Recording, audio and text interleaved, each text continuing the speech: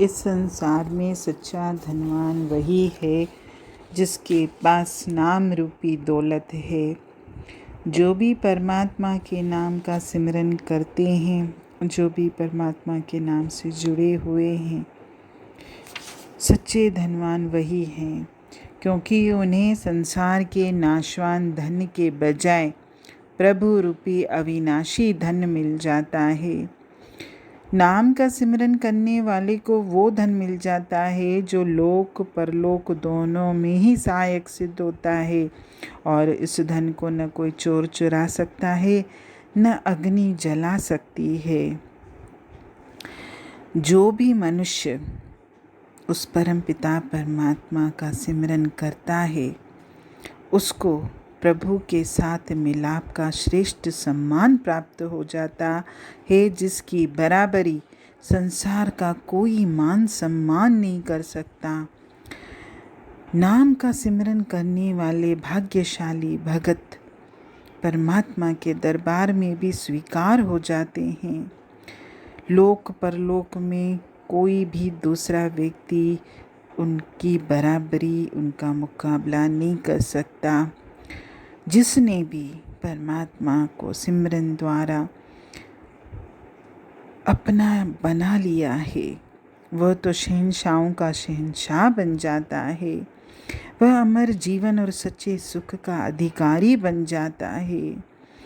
लेकिन कोई भी व्यक्ति अगर ये सोचता है कि अपनी शक्ति के बल पर, अपनी बुद्धि के बल पर, अपनी चतुराई के बल पर, अपनी सूझबूझ के बल पर मैं उस परमपिता परमात्मा को प्राप्त कर लूँगा, तो ये उसकी सोच बिल्कुल गलत है। क्योंकि कोई भी अपने बल, अपनी सूझबूझ से, अपनी शक्ति से हरि का सिमरन कर ही नहीं सकता। परमात्मा के सिमरन में केवल वही लगता है जिससे वो परम पिता परमात्मा दया करके स्वयं लगाता है। और ऐसे भाग्यशाली लोग नमन के लायक हैं कि जिनको उस परम पिता परमात्मा ने अपने से जुड़ने का सौभाग्य दिया है, और वो परमात्मा के साथ मिलकर उसी के बताए रास्ते पर चलकर लोक परलोक दोनों में ही सम्मान प्राप्त करते हैं। वैसे भी सच्ची बढ़ाई, सच्चा मान धन में, सुंदरता में, ज्ञान में, विद्या में या पदों में नहीं है, परमात्मा के नाम के सिमरन में ही है। क्योंकि परमात्मा के साथ जब मिलाप हो जाता है, आत्मा का परमात्मा के साथ जब मिलाप हो जाता है, तो इस सृष्टि की कोई भी वस्तु से आप उसकी तुलना कर ही नहीं सकते हो। और संसार की अन्य कोई भी वस्तु में ऐसी शक्ति नहीं है जो मेरे परमपिता परमात्मा के नाम में है।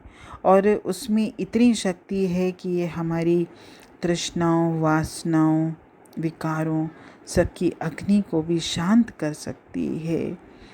और संसार की कोई भी विद्या उस रचयिता का, उसकी संपूर्ण सृष्टि का ज्ञान करवा ही नहीं सकती।